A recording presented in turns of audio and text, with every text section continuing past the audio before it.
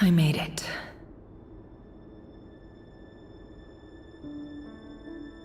I don't recognize this style of architecture. Must be Conrian. Simple furnishings, table and chairs. It's a more ordinary house than I might have expected. Looks like the fearsome Raker of Zulnari came from surprisingly humble beginnings. Unless this passed for luxury in Conria. Unlikely. It was said to be a very prosperous nation in its heyday. Anyway, I'll keep exploring.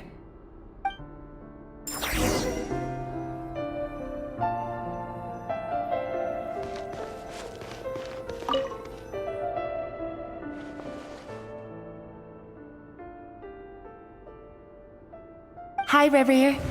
Since you're working extra hours tonight, I thought I'd keep myself busy by checking out that new kebab shop. I've heard good things about their menu. I'll test it out, and if it's as good as everyone's saying, let's go back together sometime. P.S. New stash from the Universitas Magistrorum. I brought some goodies home.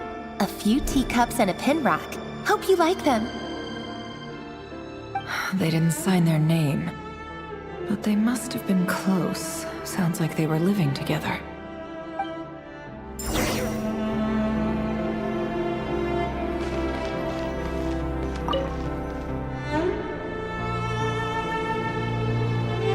I went over to Joseph's for drinks today. They have a fine collection, but I went alone.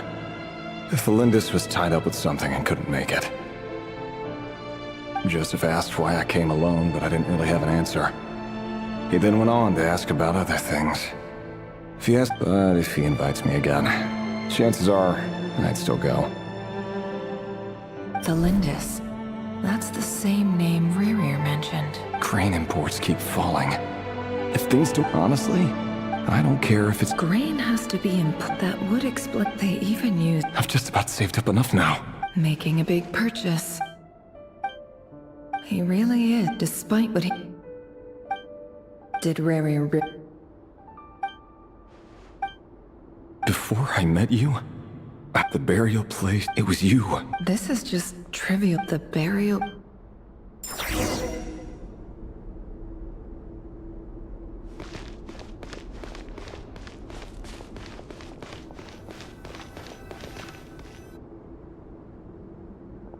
Rerir! Dane! Oh. Hello there, Rerir. He doesn't get that much. So, come on, don't... I just didn't... Yeah. Sure, Come on, stop. A member of the... Of course he does. Me? Same old, same old. Nothing much to... Huh? What's up, Vet? It's nothing. Vedifulnir. And yet, does he even know me? Why did he react... Brown, curly hair and brooding blue eyes. So this is what Rerir looked like back in... Perfectly normal. No different from anyone else. As frightening as the...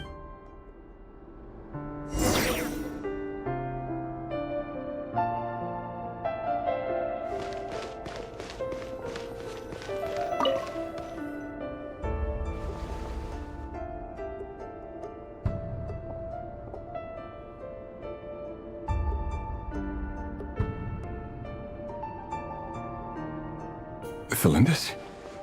You're back early? Our equipment's... Aw, why? Went for a Isn't that a good thing?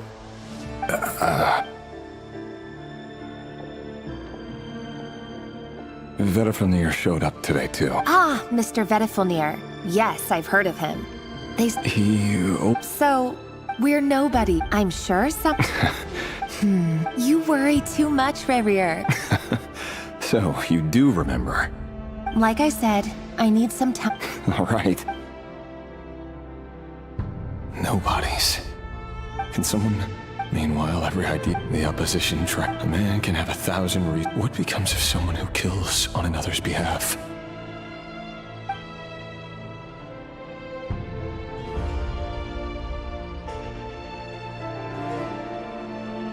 Felindis?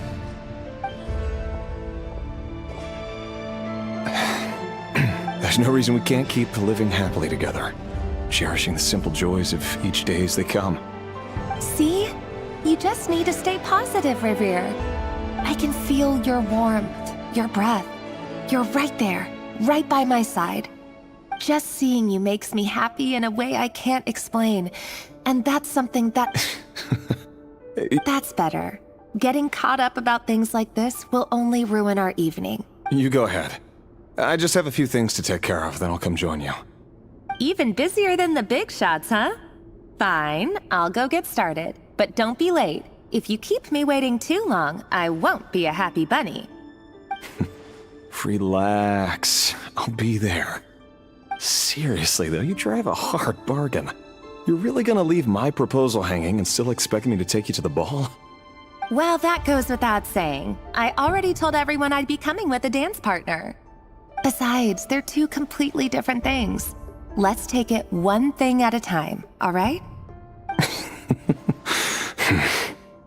All right. White outfit it is. It seems like Rere was deliberately hiding his ties to the intelligence services. He clearly doesn't want his would-be fiancée to know about his other life. Then again, that's hardly surprising. People in the intelligence trade rarely do. Who'd have thought we were in the same line of work? Let's dig a little deeper.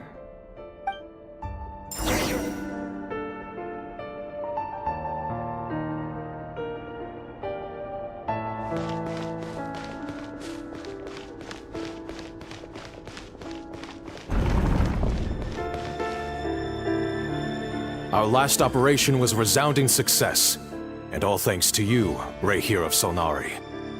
In total, we apprehended 32 dregs of the Crimson Moon, and 67 accomplices. After all these years since the dynasty's fall, so many of them still linger on. Indeed, it cannot be denied. Yet it was destiny that the Crimson Moon should be overcome by the eclipse, and that His Majesty, the all-seeing Vinster King, now guides our nation on the path to prosperity. Conria has no further need for a dead moon. But alas, there will always be those who refuse to see the truth, choosing instead to romanticize the past.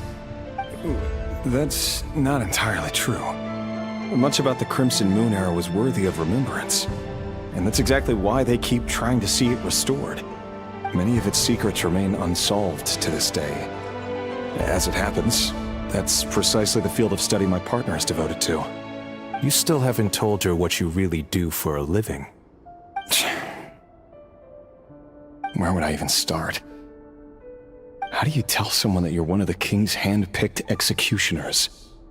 That your hands are steeped in blood?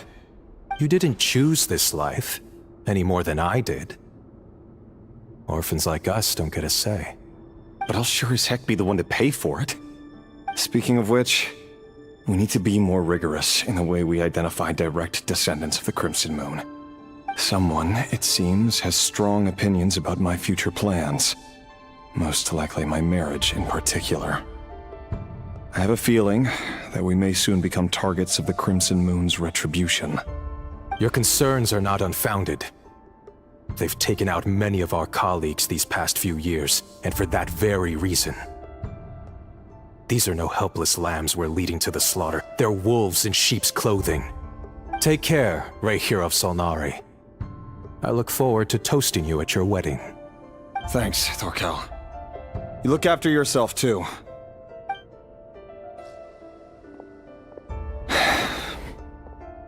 Thelindis, I never wanted to keep this from you. You're the last person I would ever want to lie to. But that's exactly why I can't tell you everything. There are things you shouldn't know. Things you cannot know. The moonlit dynasties are a thing of the past. Yet even now, with the sun shining high in the sky, there are those who would call forth a dead moon's ghost. Could that be why Vedalfnir held back? Or was it because of some court secret he's not at liberty to share? I have to get a clear answer from him. No matter what happens, I will protect Thelindis. Rere seems to be very concerned by Vedalfnir's reaction. Vetterfenir and Dainsleif, the Visionary and Twilight Sword. So that's what they were really like. I've investigated this whole area now. There doesn't seem to be any other memories here. Should I try somewhere else? Wait a second. What's this black smoke?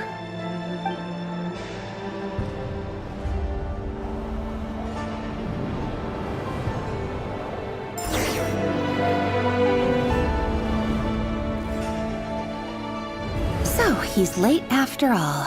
Just you wait, Rerir. You're in for it. Big time. Are you waiting for someone, ma'am? Could I tempt you into buying some flowers? Oh, sure. Pick me out a pretty bunch if you would. Thank you. But I'm afraid none of them are as pretty as you. For someone so young, you sure have a way with words, don't you? I'm only telling the truth. Look me in the eyes. You'll see I'm not lying. You're... May we have a word in private? Who are you? And what do you want? It doesn't matter who I am. Too many of our kind have fallen lately, so I decided to take the risk of reaching out. Not long ago, the Ray here of Solnari led an assault on one of our strongholds. We suffered many casualties, and many who came to our aid lost their lives as well. Sorry, I don't know why you're telling me this. And I don't want to get involved. Wait, hear me out. This time we finally got a clear look at his face and learned his true identity. His name is Rerir, and he claims to be one of the King's guards. What did you say? A cruel irony, isn't it? The man you're set to marry leads a double life as a brutal executioner. But surely, you must have caught a whiff of the blood on his hands. Why are you telling me all of this now? Simple. It's because... How strange. Rerir was nowhere to be seen in that memory. It clearly belonged to the Lindis. Rerir couldn't possibly know what happened if he wasn't even there. Why would her memories appear in his fragment? The ceremony won't last much longer. I think it's time to call it a day.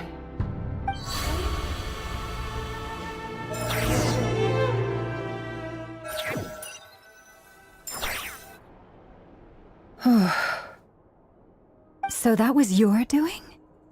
Did you just pull us inside Rerir's fragment to spy directly on his memories? Any more questions, and I'll have to start charging. I had no idea you could do that, boss! Seriously, that was amazing! We're not worthy. We're not worthy! I gotta admit, though, I'm itching to see what happens next. Feels like we barely scratched the surface. I'm just as curious as you are, but the ceremony only allows for limited time inside. That's all we can see for now. Luckily, we managed to learn quite a lot. So far, so good. I just hope the others are doing okay too. Especially the group with the Traveler. Their mission is a risky one. Let's hope it's all going smoothly. If you're worried about them, go see how they're doing. If I know boss, she's gonna need some time to write up all the details and make sure it's all coherent. I'll stay behind to lend a hand, but feel free to head back and meet up with the others.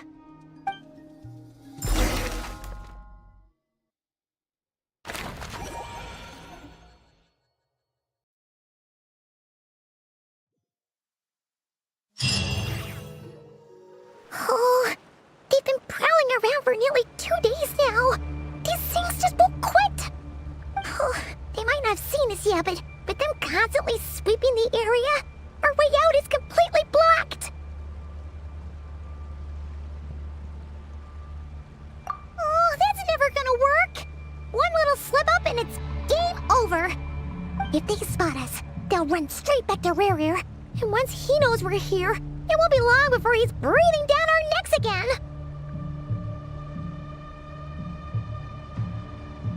Oh, guess you're right. All right, time to zip it.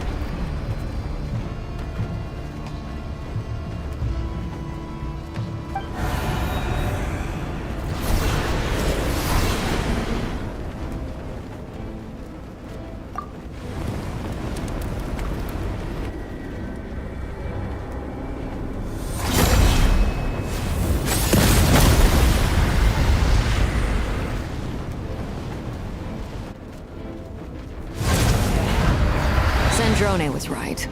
You look weak, Columbina. The old you would never have let such lowly creatures bar your way. Word has it that you did something for the Tsaritsa, and that's why you've lost most of your power. Freedom comes at a heavy price, doesn't it? It's Arlecchino! You came! Hello again, Columbina.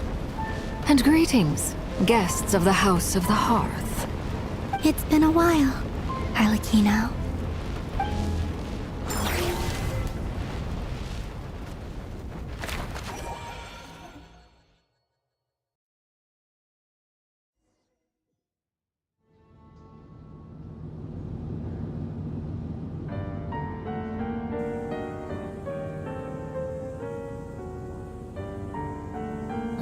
Stupid right here of stupid Solnari. Ugh, whatever.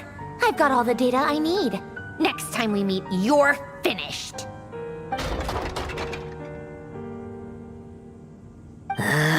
He sure doesn't pull his punches. Excuse me, do you need a hand? You can do me a favor by staying out of my way. Can't you see I'm busy? Wait a minute.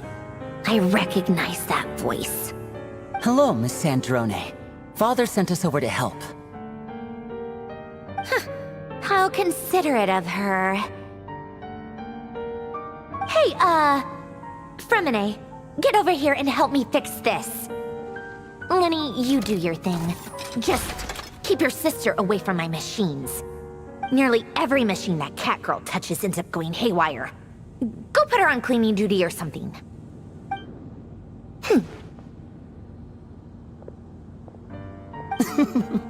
Then let's start downstairs. Fremine, we'll leave this place to you. You've got it. Wait a second. Pretty sure there's still some tea in the cupboard. If you want some, you'll have to make it yourselves.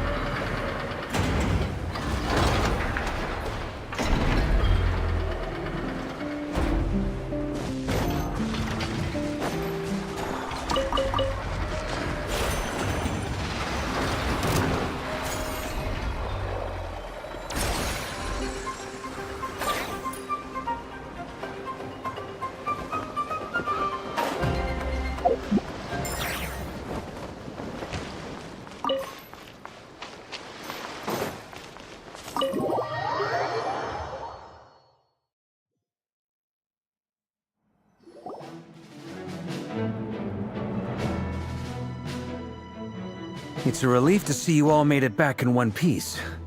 Huh? Feels like there's quite a few people missing. Where's Flint's and the others? And what about Niffer? I returned ahead of them. Flint is helping Aino and Anefa to set up the decoys and buy us some time. As for Miss Neffer... Boss is still wrapping things up on her end. She sent us back to fill you all in on the top secret intel we've been gathering. I see. Then let's get right into it. But first, who do we have here? You brought someone else in to help? Greetings. I was invited here to help as a longtime tea party companion of Columbina's. You may call me Arlecchino. Surely it can't be.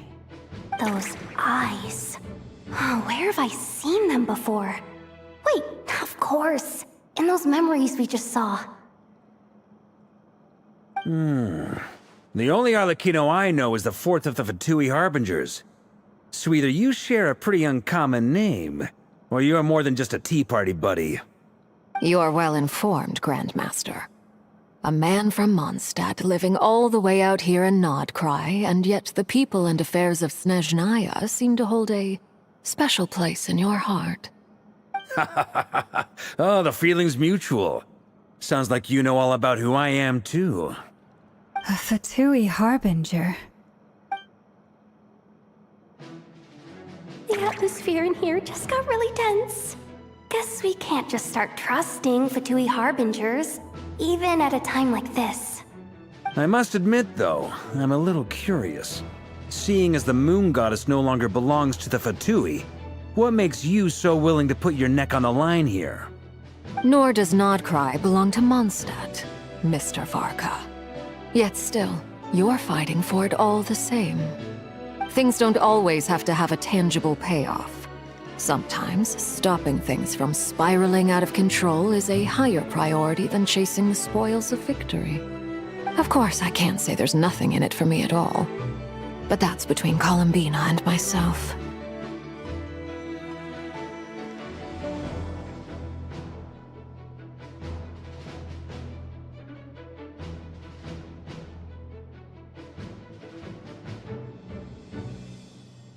Forgive me, I don't mean to doubt you.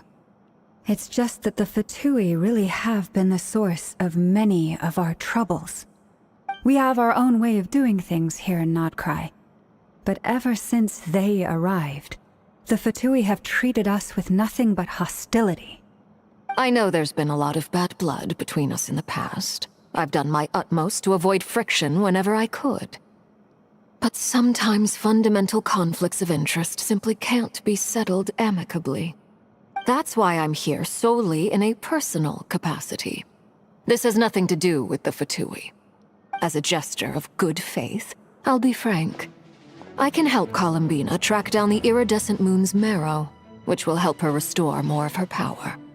Anyway, what else is on the agenda? Let's begin. She says she'll be frank, then completely skips over the details. Looks like she doesn't want to give away too many secrets after all. But she clearly wants to change the subject. It'd be awkward if I tried to bring it up again now. I guess we'll just have to go along with it. She's the fourth of the Fatui Harbingers after all. One look and you can tell she's not someone you'd want to mess with.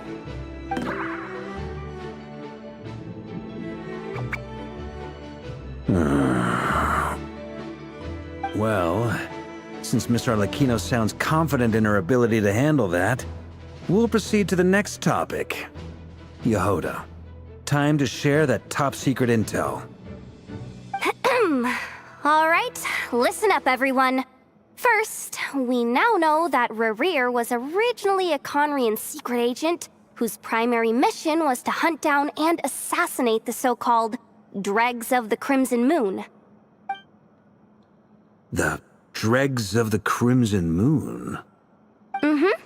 In the memories, there was a lot of talk about the Crimson Moon and Eclipse, and a whole bunch of other stuff from the time of Conria. To my knowledge, those were the names of two different Conrian dynasties. Long, long ago, it is said that the people of Conria worshipped the Crimson Moon, drawing a mysterious power from its reflection. But one day, a coup saw the Crimson Moon eclipsed, hence the name of the new dynasty that replaced it, and how it became the new emblem of Conria. Still, long after the Crimson Moon dynasty had fallen, the last ruler of the Eclipse dynasty, the Vinster King, still coveted the secrets it left behind. So, he sent the Rehir of Solnari to secretly hunt down the Crimson Moon's few remaining followers. In those days, Rerir showed no signs of madness. In fact, he was as normal as any other person. Oh, and he had a fiancé, or at least a would-be fiancé, called Tholindis. What's the matter?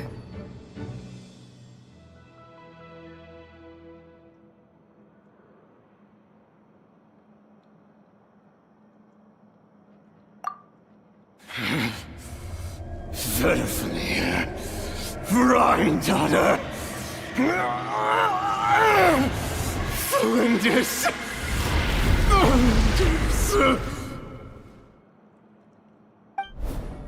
Interesting. Anything else? What about this would-be fiancée of his? Do we know anything about her? Well, she was a researcher at the Universitas Magistrorum, but it felt like she was hiding some kind of secret. Oh, and one more thing. For some reason, Rerear's fragment also contained some of Thelindis' memories, though only a very small portion. Well, no shortage of potential leads, I'll give you that.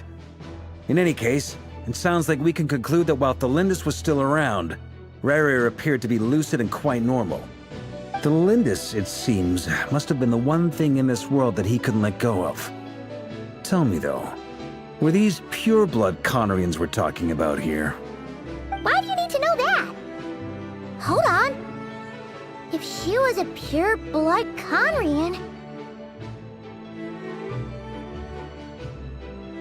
Oh yeah! Just like how it was with the captain!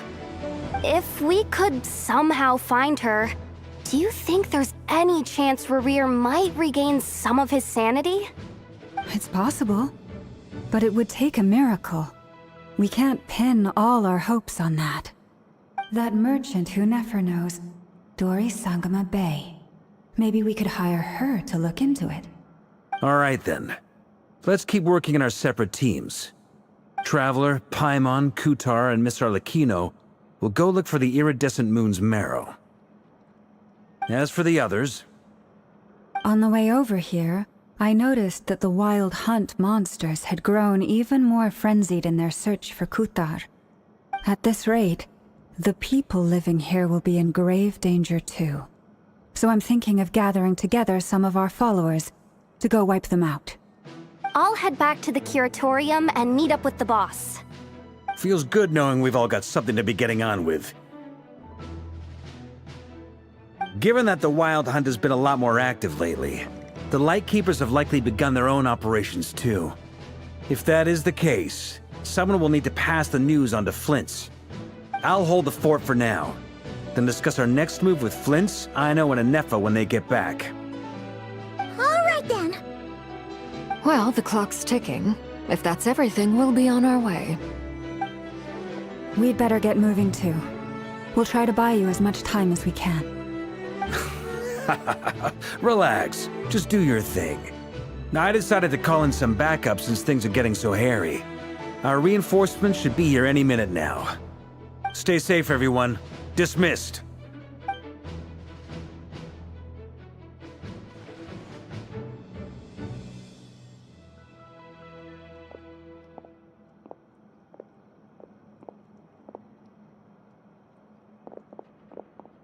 We're back. Did we get here a little early?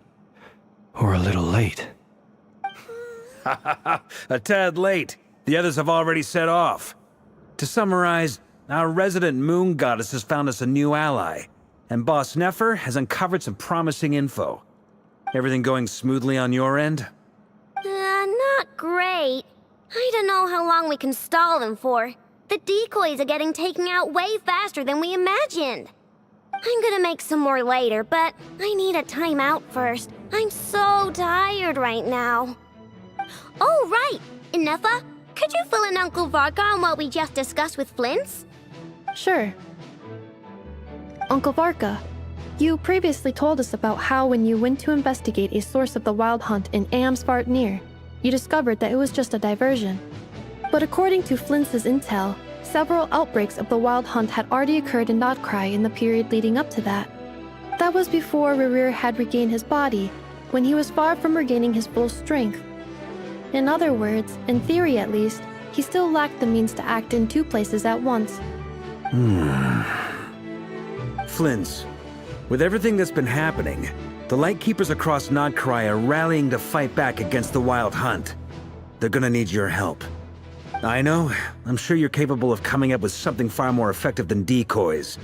But for now, you should stay here and get some rest. And Efa and I will head back over to Amsvartnir to see if there's anything I missed. Uncle Varka would say that, didn't I? A deal's a deal. Not a word about my snack intake for the next week. Database updated. Reliability of Aino's predictions increased. What does that mean? They were betting on how you'd respond after hearing their intel. It's the obvious choice, isn't it? That's hardly worth betting on. We already decided that Anefa should go investigate the situation over at Amsfartnir on her own. You might as well stay here and keep watch. Someone needs to hang back and oversee our strategy meetings. And besides, you still haven't fully recovered from ambushing Rerir. So I've ended up with the easiest assignment. Well, I appreciate it, everyone. See you when you get back.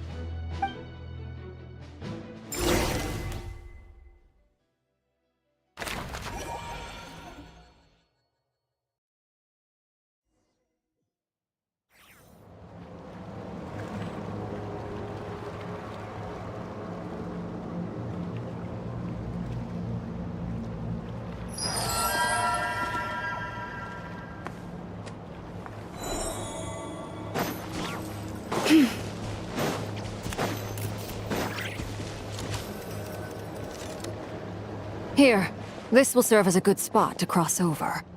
Arlecchino, hold up a second. Since you brought us all this way, would you mind telling us what you've got planned? We still haven't got the slightest idea what's going on here. And if even Columbina doesn't know where the iridescent moon's marrow is, how do you? Simple.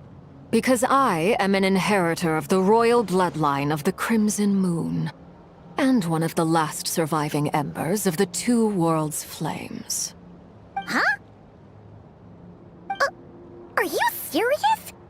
As in, you're a descendant of that Crimson Moon dynasty we were just talking about? The one from ancient Conria? Your surprise is understandable. I was also taken aback when I first learned of it. But the more I thought about it, the more I realized the signs had been there all along. When I was young, I discovered I could wield a very special kind of fire.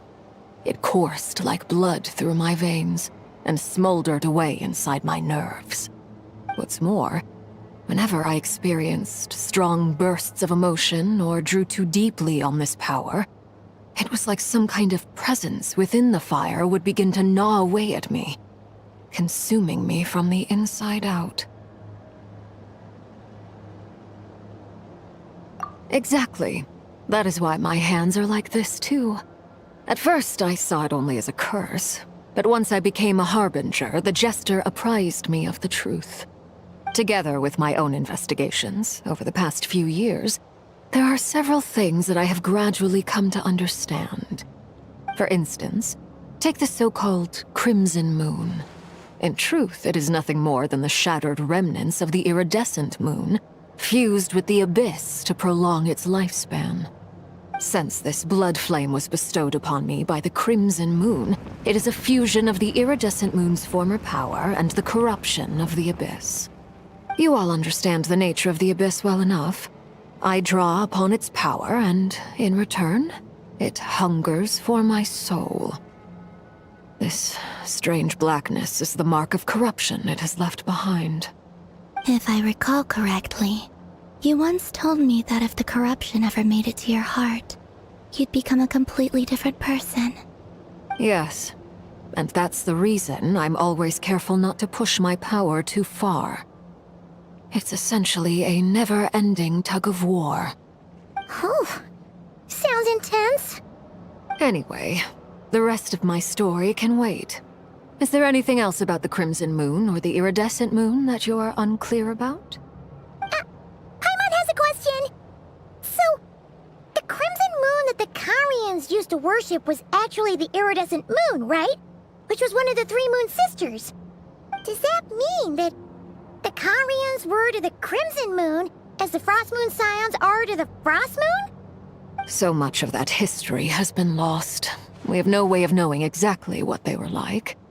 But I would suspect that the Conrians weren't as devout in their moon worship as it might appear. The iridescent moon's remains simply served as their link to the abyss. Later on, perhaps someone discovered a way to make direct contact with the Abyss. Or maybe there was some kind of ideological divide. Either way, a dissenting faction staged a coup and drove out the royal heirs of the Crimson Moon dynasty. Still, even with the dark sun looming high overhead, the Crimson Moon's glow never truly faded. If you want living proof, it's standing right before you. The first time we met, I sensed something familiar in your presence. When I looked at you, I felt I could see that mysterious red moon in the corner of my eye. In your flames, I saw its broken image, surrounded by a strange black aura. Well, I appreciate that you kept it to yourself. Much about the Crimson Moon is still a mystery, and I'd prefer not to end up as the object of an insane research project. Anyway, time is against us here, so if there's any other questions, they'll have to wait. I just want to make sure I've got one thing straight. In her letter, Sandrone mentioned that since you are unable to contain the iridescent moon's marrow yourself, you intend to leave it in my custody. Correct? That's right. For now, it's the only way I can pay you back for your help. The iridescent moon is already part of who you are, so with its marrow in your possession, you'll be even more powerful than before. Deal. Then let's get started. Get what started? What does this place have to do with the Crimson Moon? When I first became a Harbinger, the Jester gave me a book called Paranhari, also known as Leobranto Inamorato. You should be able to buy a copy next time you're in Fontaine. It's a love story set in the Crimson Moon era, but setting aside the tangled romances of its characters, it also records a few interesting details. In the Crimson Moon era, or so the story goes, there was an orphanage that received children from beyond the bounds of this world, and subjected them to a peculiar induction ceremony. Beyond the bounds of this world? For real? And what kind of induction ceremony? The Crimson Moon sages looked beyond this world for beings with powers that surpassed the gods. But fearing they might lose control, they subjected these children to a process of refinement. They made these children crawl up a fireplace and kept asking them, "Have you died? Did you see it?" Until they finally admitted to having died and seen a crimson moon. The adults embraced the children who passed the ritual, telling them, "Within the fireplace, you have traversed the flames between two worlds. Here and now, you are born anew." The book leaves much unsaid, but I suspect that this was their way of branding the children they had enrolled, leaving an indelible mark upon them so that they would forever live in the Crimson Moon's light. That explains why I can't sense the Crimson Moon's marrow in this world. It makes sense that it would be sealed in a special space that can only be accessed temporarily through some kind of ritual. But there's no fireplace here. Do you see a chimney anywhere? Oh, are we supposed to build it ourselves? Okay, fine. Paimon will go find some bricks. That won't be necessary. The fireplace is purely symbolic. The key to the ritual is crossing the flames between two worlds. In other words, the flames that burn within me. Those burned away by such flames leave behind a kind of ghostly afterimage in the world. In the days of Conria, people believed they could be used to bridge the gap between the two worlds of life and death. In short, I can open a passage to that space for you. That's the easy part. The catch is I'll need to stay on this side to keep the passage open, so I won't be able to come with you. Once you're inside, you'll have to find your own way. Very well. Then I'll open it up. Traveler, spare me a little more moonlight if you would. I may need it.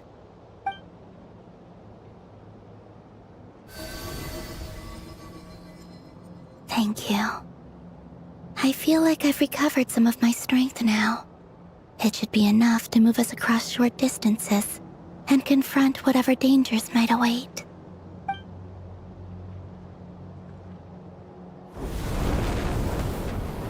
Mistress of the seven hues of ages past, great mother of the present, crimson-clad sovereign of the two realms, by fire severed, by fire renewed, I offer myself now and beseech your descent.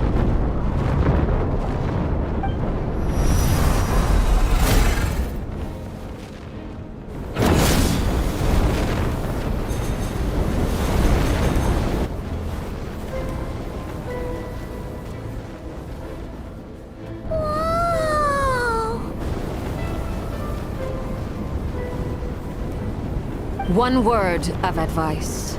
As you're crossing over, no matter what voices you hear, do not answer.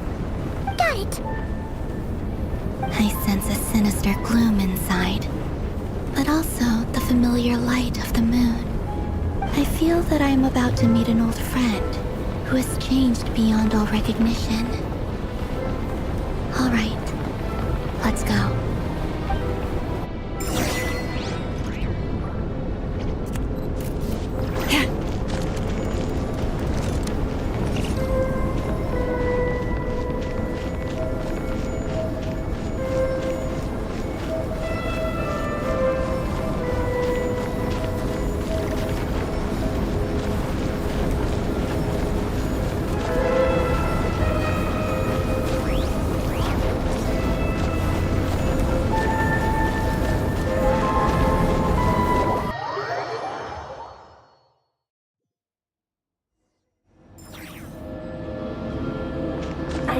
Your presence, and grant me death and rebirth. Wait, why are you? You have crossed over from another world, transcended fate itself. I have no right to. Leave this place.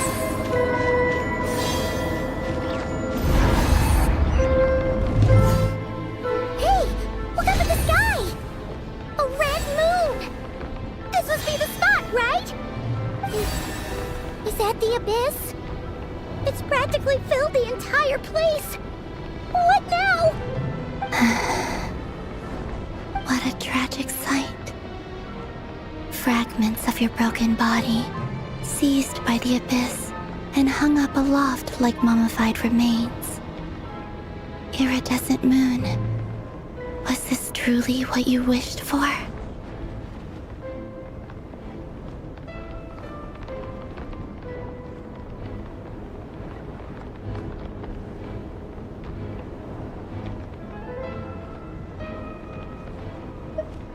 Careful! There's something spooky about this place. Feels like something is lurking in the fog. Haimon's right behind you. Whatever you do, don't run off without her.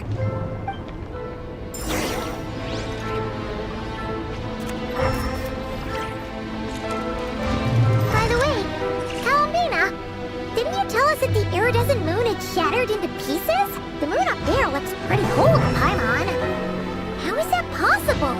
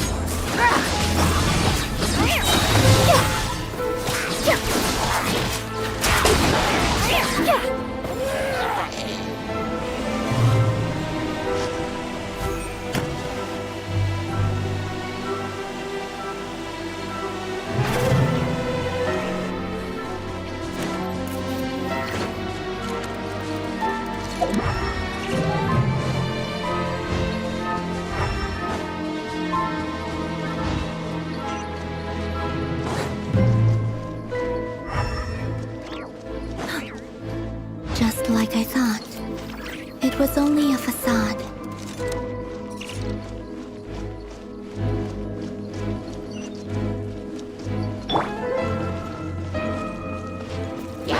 No, my sword! Rain outlines your fate. Insulation chamber deployed. Ultimatum protocol. Coming through! Forest, protect us.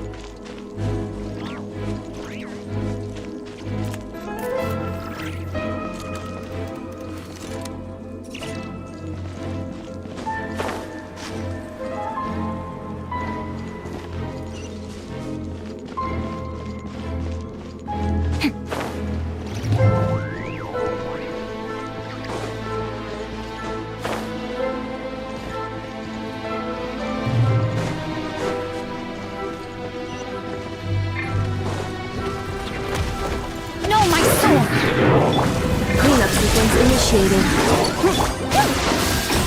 With one heart, we pray. You poor lost lamb.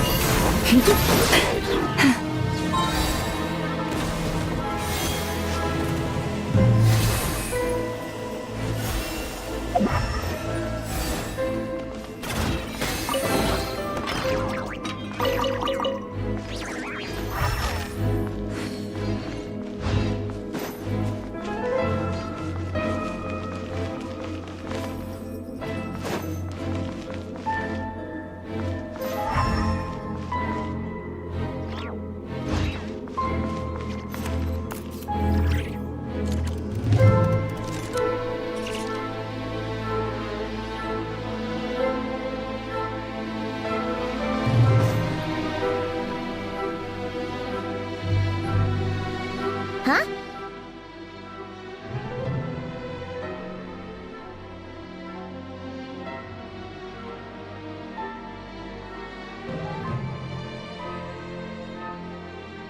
Huh?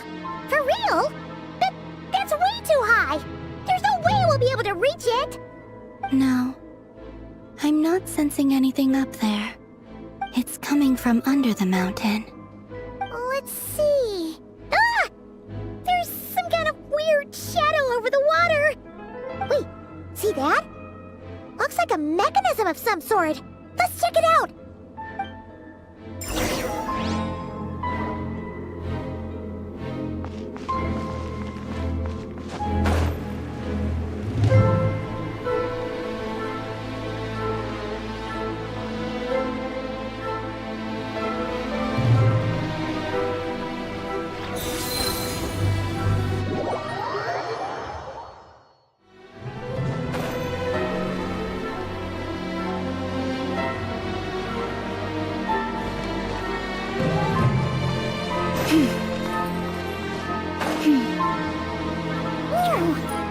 Looks like a device from the time of Kalia.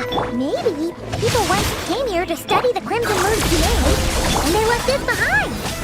Oh, if we can activate it, we might find some clues. Body and mind.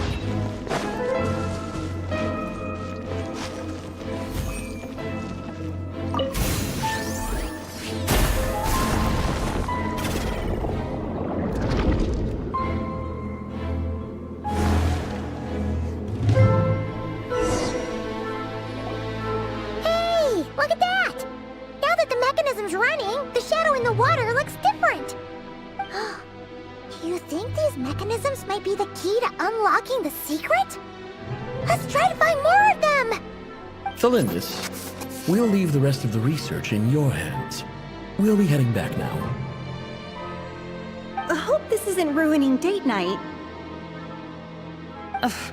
mind your own business. Just leave me some snacks on the table. Melindis?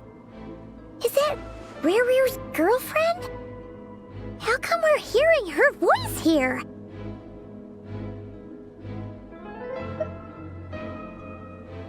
Oh yeah! So, do you think she was studying this strange space all along? The Abyss has made this space extremely unstable. Maybe that's why some of the things she said and did were preserved here. Like echoes.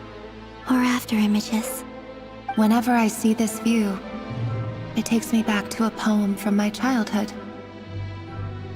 Waning moon, oh lifeless damsel, weeping on the mountain crest.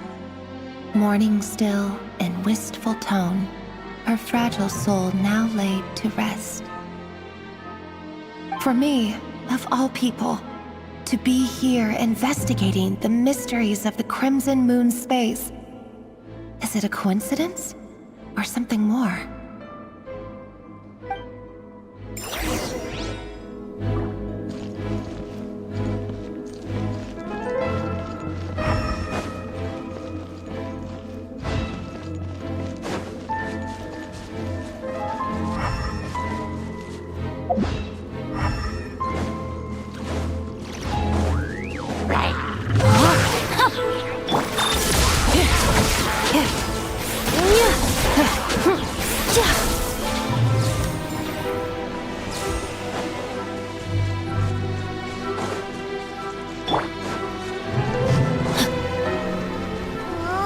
Looks like the Abyss has messed up this mechanism. We need to find a way to get it working again. Let's see if there are any other devices nearby.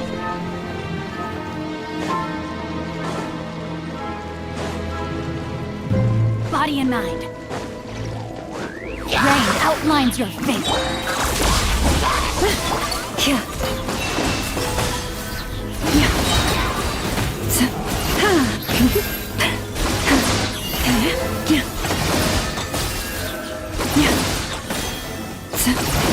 Forest, protect us.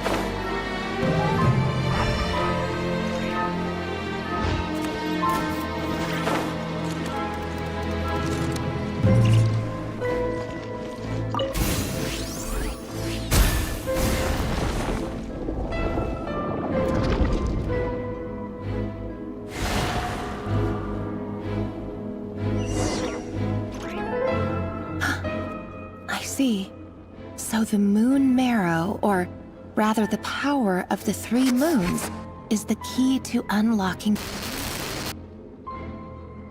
If it really does exist, then maybe this madness can finally be put to an end.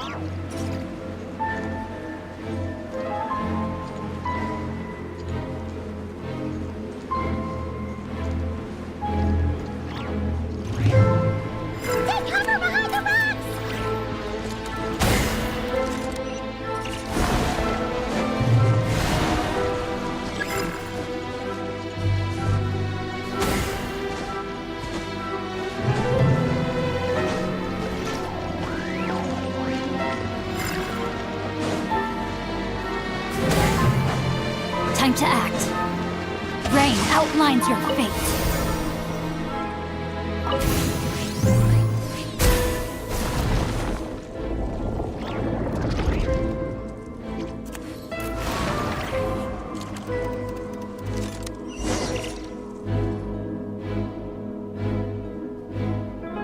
With the Abyss inhibitors in place, I should be able to access the chamber with the Moon Marrow. Oh, Rerir, with every step you take, you're drifting further from what you truly desire. But you're not the root of the problem. Ever since that outsider set foot in Conria, the Vinster King has sunken deeper into madness. If only I could get my hands on that outsider.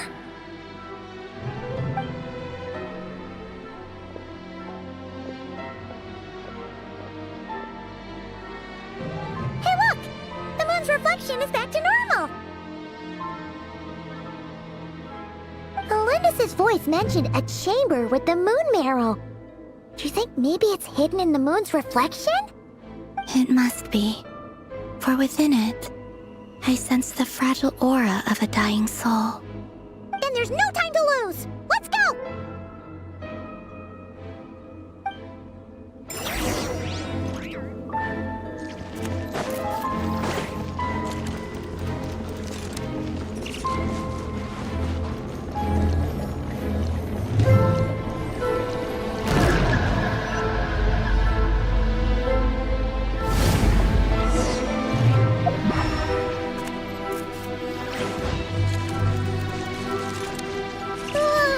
These things are so creepy! Looks like we'll have to destroy them if we want to get to the Iridescent Moon's Marrow!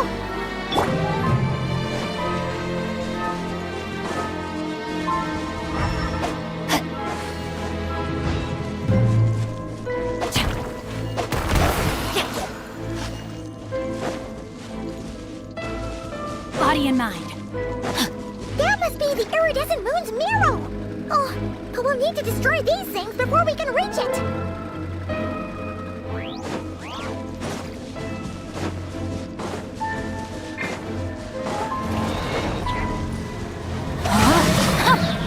Installation chamber deployed. Preparing for dust up. Coming through! Press delivery! Leave this place.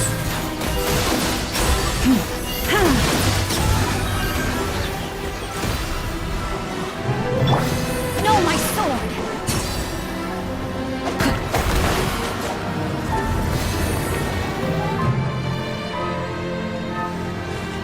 Time to act.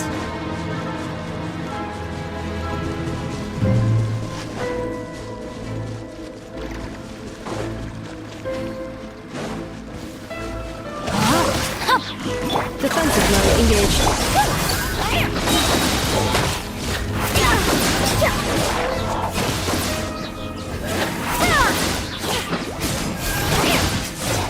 Rain outlines your fate.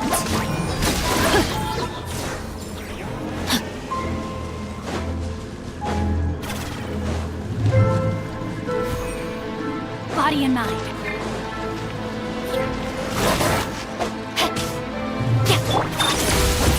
Annihilation mode. Stop here, please! No, my sword!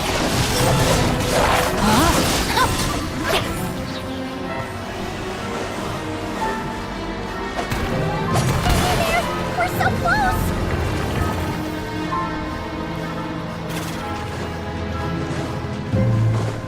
Time to act. Ring cutter. Cleanup sequence initiated. For the everlasting past.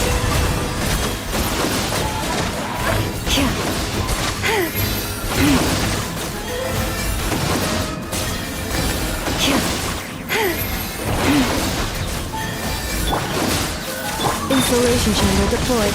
No, my sword! Press delivery!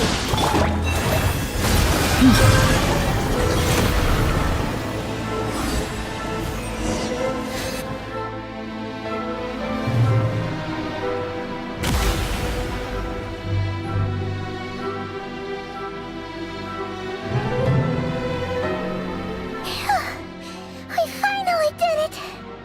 the iridescent moon's marrow, still burning away like an undying flame, yet now contaminated by the abyss. It has taken on a new form entirely. If we can purify the abyssal power within, we should be able to obtain its untainted essence.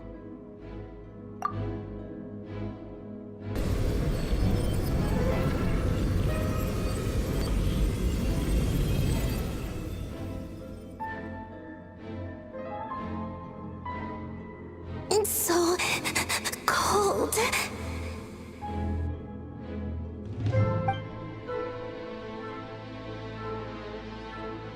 Is it you?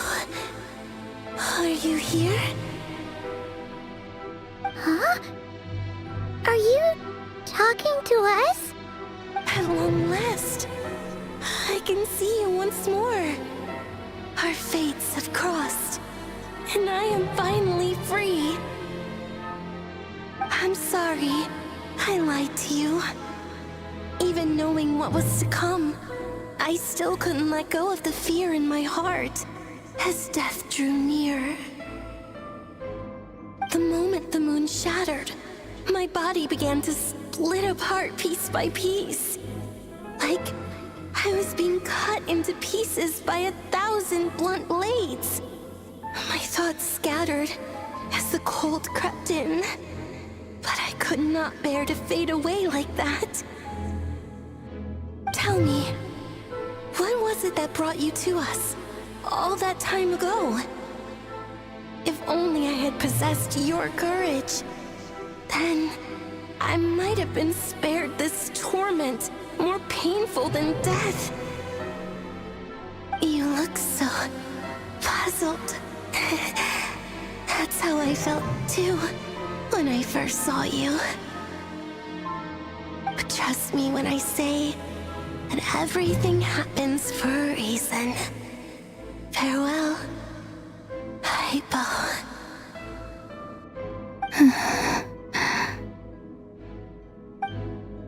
What was that all about?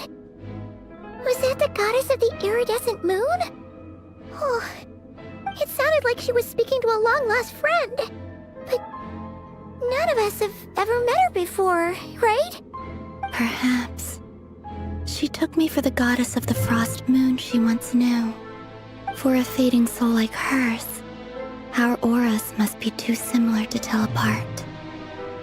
But anyway, we've got the iridescent moon's marrow now. That should help you regain your strength, right? Alright, time to leave this place and meet back up with Arlecchino. Let's go!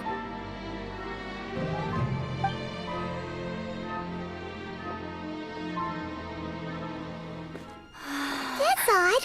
This place looks different than when we came in. Waning moon, oh lifeless damsel. Oh.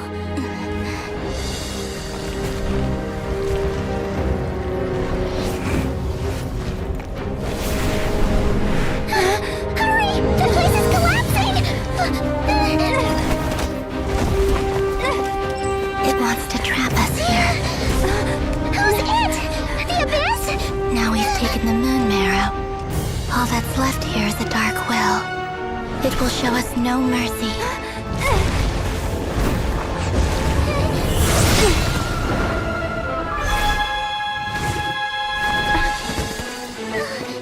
Give it back! The crimson moons! My marrow! My heart!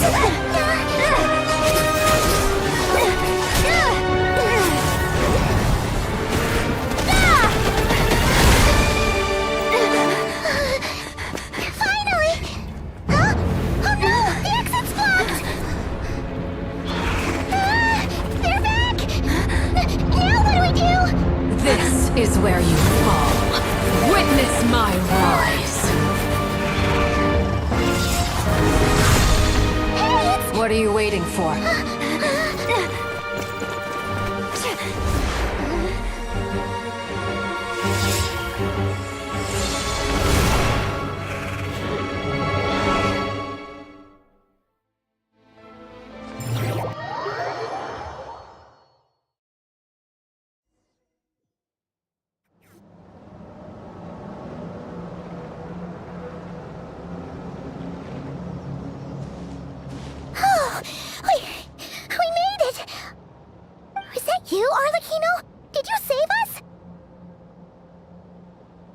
Wait, your hands! They're... Oh, this? Don't worry. It's a small price to pay. The Abyss wanted to trap you inside, and I defied its will by bringing you out. No wonder it's a little angry.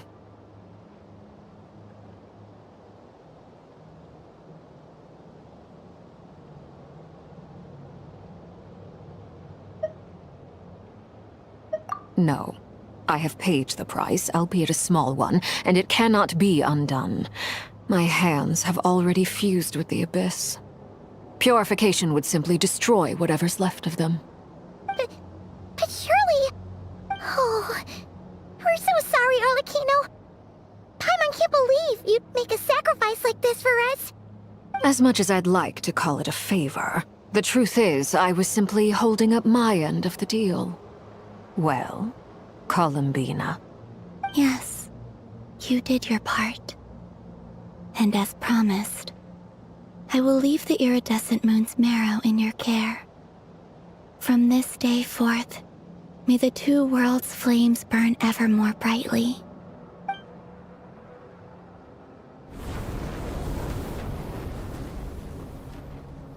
I'll take that as a blessing. Now, Columbina, give me your hand. Accept this moonlight I offer in return.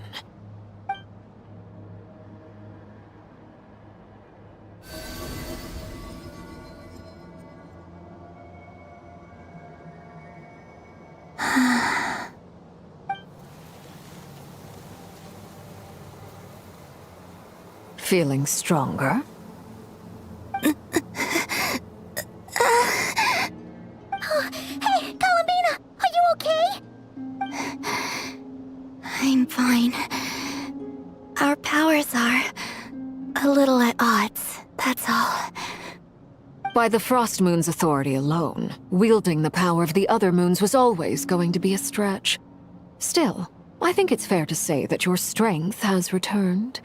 At least to the level it was at as Third Harbinger. It's still not enough.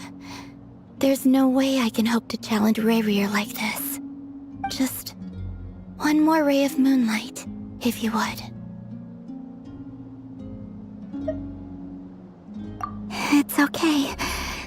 I can take it.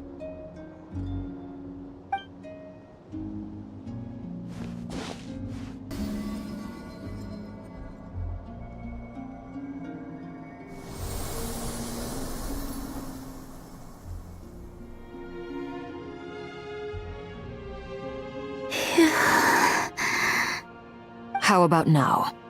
Fighting fit? At the very least, I won't have to stay hidden like before. I want to see him gone from Not Cry. The Ray here of Solnari and his wild hunt must be sent back where they belong. Well, it's good to have something to aim for. You certainly seem more alive now than you did earlier. When I first met you, you didn't strike me as a ray of moonlight.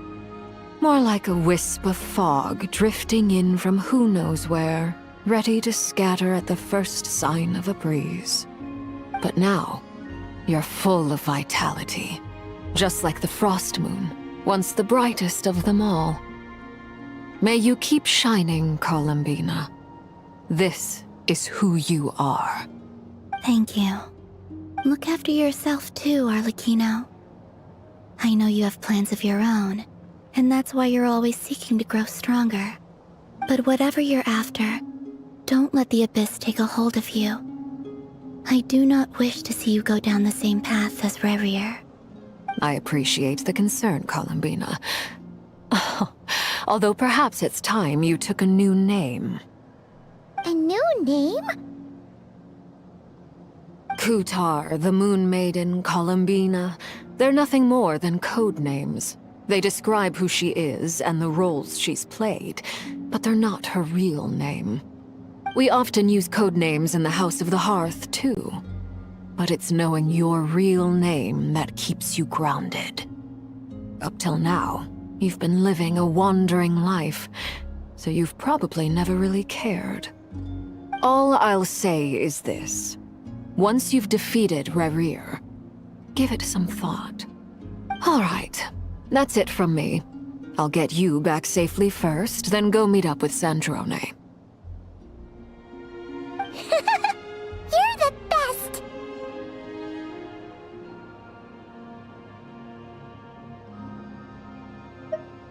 I appreciate the gesture. It speaks to your good character. Anyway, let's get going. There are more urgent things to do right now than trade compliments.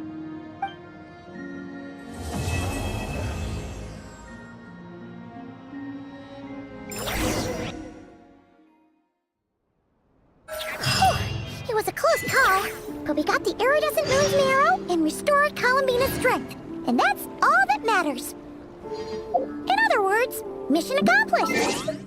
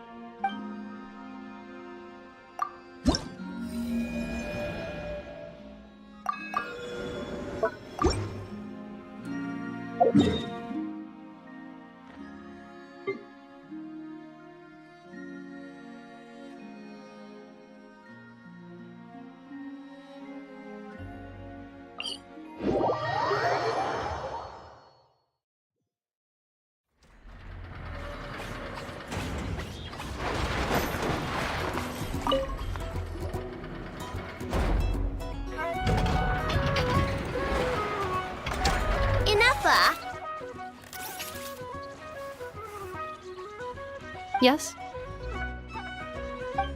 Do you like kittens? Based on previous established patterns when you asked me. Do you like snacks, Ineffa? It was actually because you wanted them. Do you want a kitten, Aino? Don't you think Ashrio's a total cutie patootie? I know. We have discussed this before. Our house is not suitable for pets. I know that. I don't want a cat or anything. I promised you, didn't I? But say, Ineffa, don't you think cats are cute? I think cats are very cute. However, it would be even cuter if you could make me a vacuum cleaner that does not get clogged by cat fur. I'll make that for you later. But before that, let me ask you a question. Ineffa, do you want to transform into a cat? I know, I do not understand. What? Ineffa's gonna become a cat? Traveler? Paimon? Are you here to play? Gotta say, your timing is perfect. Do you like snacks? I got snacks. You can have some. Paimon loves snacks, but maybe she shouldn't. What? Hey! When did you get a snack intake calculation module installed? Oh, good thing Paimon ate before coming here. Otherwise, That's because I heard some stinky brats gossiping and saying stuff like, "Ooh, Nefa's always wearing the same thing, it's so boring." They're the boring ones. Nefa looks awesome, and she's super interesting. But I, gave it more thought, and when I was making Nefa, I never asked her if she wanted to look like this. so, you want to give Nefa a new look? Well, it's nice to change her clothes once in a while, right? But I'll only give Nefa what she wants. I'm a super open-minded parent after all. The body you made for me is perfect and convenient. I pay such aesthetic concerns no mind. If I hear something terrible, I will simply delete it or deactivate my auditory systems. Thus, this is a non-issue for me. So when I don't ask you about making krumkakes, will you also turn off your auditory system? No, I listen to everything Aino says because she's an important member of my family.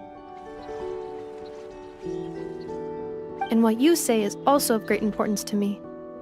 You are all my dear friends. My current records indicate that a majority of conversation topics between Aino and Paimon include eating various types of sweets or sneakily discussing where they would go to eat.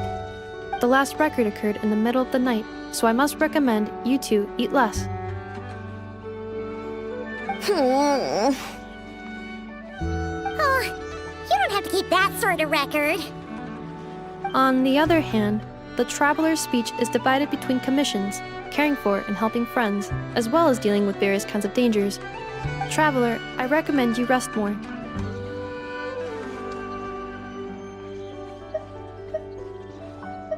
Well, you've got no work to do now, so I guess it's rest time. Which means I'm going to make a nice kitty outfit for Nefa. Help me out, Paimon. And I can make one for you while I'm at it. Don't agree on Paimon's behalf. Well, unless it looks good, then Paimon thinks that wouldn't be so bad. All right, then we're all set. Nefa, make us some krumkakes. Once you're done, we'll have your outfit ready.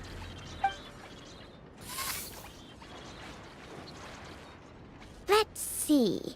I've got my wrench, my pliers, and my krumkake bolt. Huh? Why is there a krumkake bolt here? Ooh, and here, you can have this as a souvenir. It's just something I cobbled together when I was bored. It probably does something, but I can't really remember what right now. I'll tell you if I do, though. The most important thing right now is to make super cute cat outfits for both Nefa and Paimon.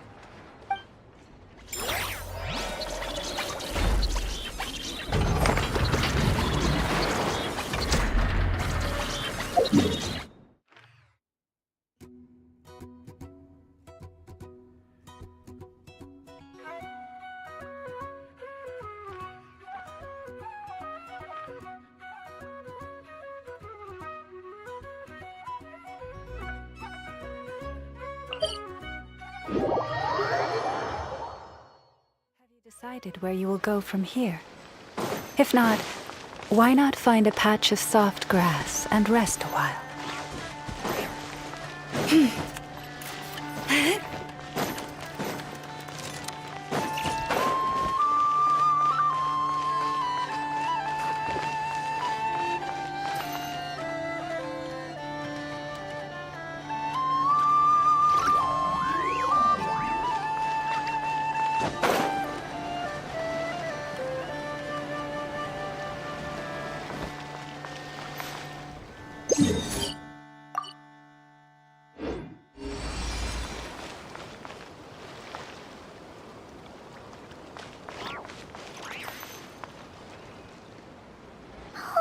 Do you think the others are making good progress? Hope it's all going smoothly. Oh, hey look! They made it back as well! Prince! Lama! How did it all go? All is well, thank you. Nefer and Yehoda had to stay at the curatorium to wrap things up, so they won't be joining us for now. I ran into Miss Nefa and Miss Aino on the way back. Their work is still in progress, so I suspect they won't be back for a while either. You seem rather cheerful today, Mr. Flintz. I certainly am. I achieved what I set out to do and came away with more than I bargained for.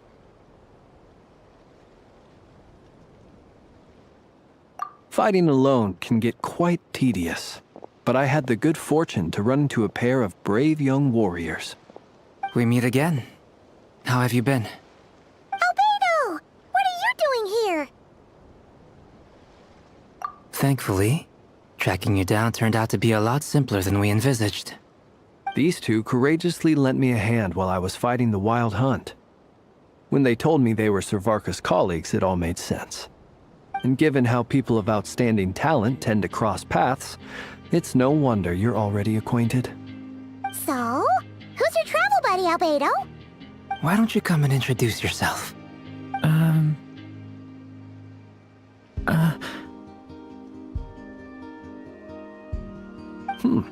A gentleman of few words, I see. And a rather stern countenance.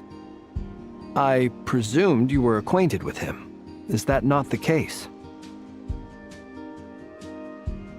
It's nice to meet you. Again. We've technically met before. Wait a sec! You're Minnie Durin! That's right. It's me. I'm glad to see you again. By the way, he says it's okay if you drop the mini. Yeah, I'm not as mini as I used to be. Interesting, isn't it? The first step towards blending into human society appears to be reflecting on whether one's name really reflects who they are. Wow! You look so different! In a good way, of course. It's great to see you looking so healthy. Thank you, Paimon. And although you're as mini as ever, I understand that diminutives don't always convey endearment. I'll be sure to simply call you Paimon, as a sign of my great respect for you. Wow! You're such a smooth talker now. Paimon could get used to this. From now on, you may refer to her as your esteemed guide, Paimon. Personally, I think our little Paimon is the perfect size. When people call her Little Paimon, it's just because she's so adorable that they can't help themselves. If that's not a sign of endearment, what is? You're absolutely right, Miss Lauma. My brother still has a long road ahead of him when it comes to understanding human relationships. Anyway, speaking of long journeys, didn't Columbina, leave with you? How come she isn't back yet? She's been catching up with old friends. Wouldn't be surprised if she stopped for a cup of tea or 10 on the way back. Uh-oh. People are talking about me. Hope it's nothing negative.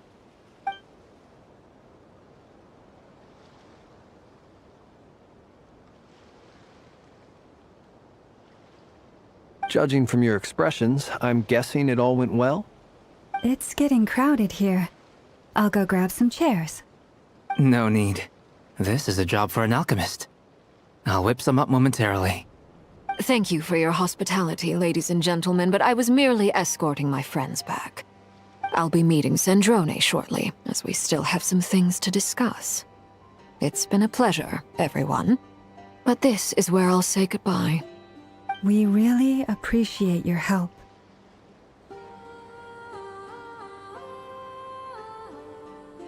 Oh, come on.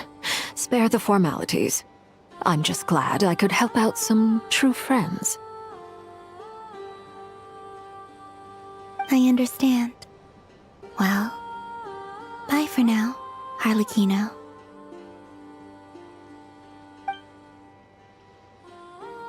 Oh, this place is hopping. It's probably a good thing one of us left. Otherwise, we might not fit all these people in. Are you saying we're about to run out of chairs? As a matter of fact, I am. Come on in and see for yourself.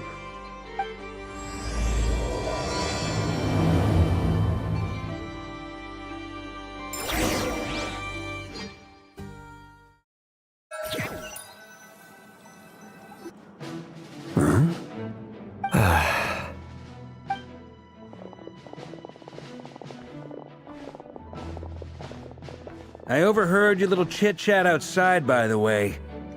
With Miss Columbina's colleague gone, we should be back to the original crew plus the other colleagues I brought in. Though, it looks like we have another new face. Someone else managed to rope in a colleague too?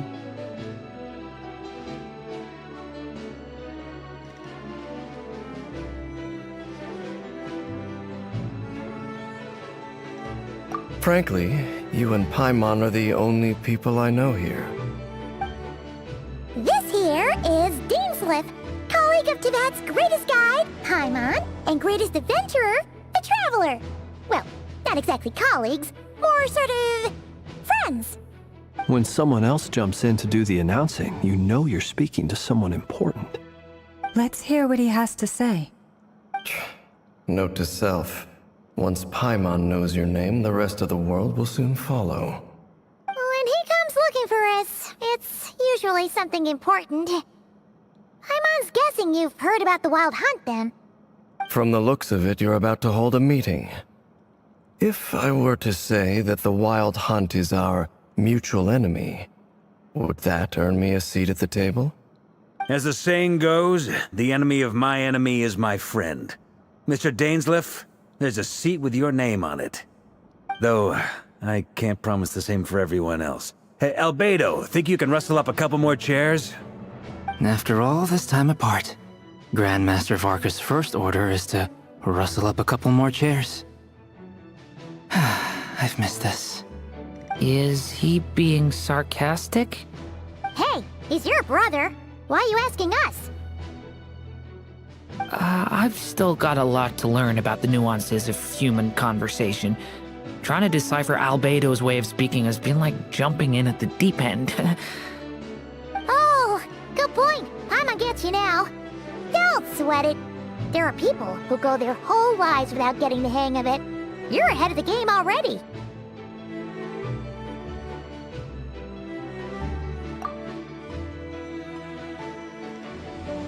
I wonder what's taking Nefer so long. Perhaps you should go and check in with her. If anyone can hurry her along, it's you.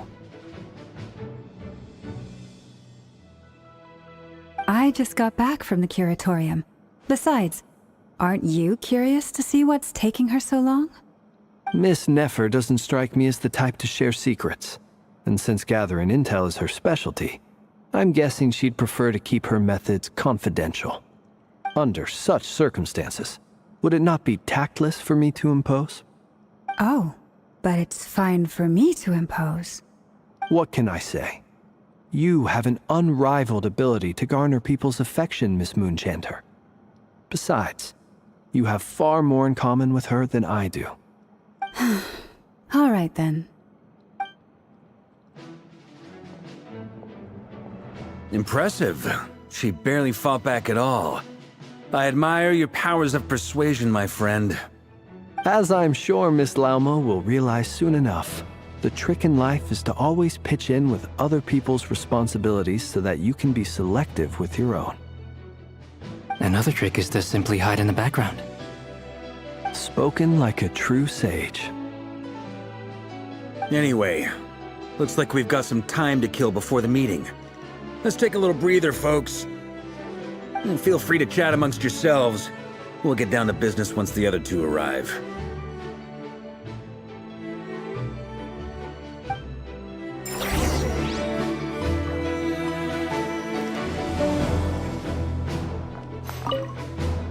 You're both awfully quiet. Why don't I start us off with an icebreaker? Much obliged. Have either of you ever had your portrait painted? If not, I'd be glad to help. That sounds like a lovely idea. You know how to paint, then? I dabble occasionally. He's an excellent painter. Tables, chairs, people, dragons, you name it. He'll paint it for you. I'm flattered. If I ever get the chance, I'd like to give it a try myself. I'll bear that in mind. Anyway, how about you, Durin? What sort of portrait would you prefer? Oh, I'd be fine with anything. Whatever style feels best to you. Very well. Then I'll play it by ear. You can replicate any style I want? I can try. If you show me a sample, I'll do my best to match it. Thank you. In that case, I'll dig up some reference material for you.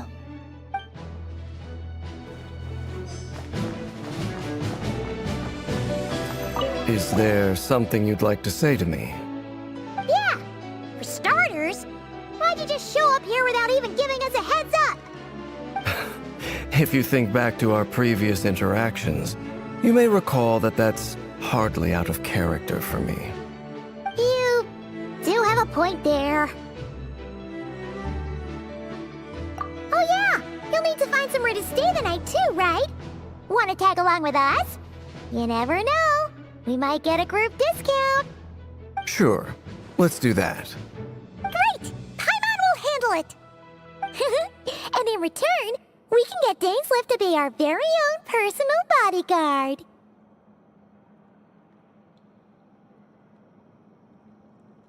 If that's what you had in mind, you should have said so sooner.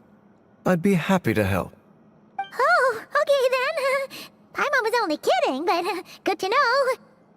Anyway, since we're all here together, we might as well watch each other's backs. That's just what friends do, right? Indeed. Thank you.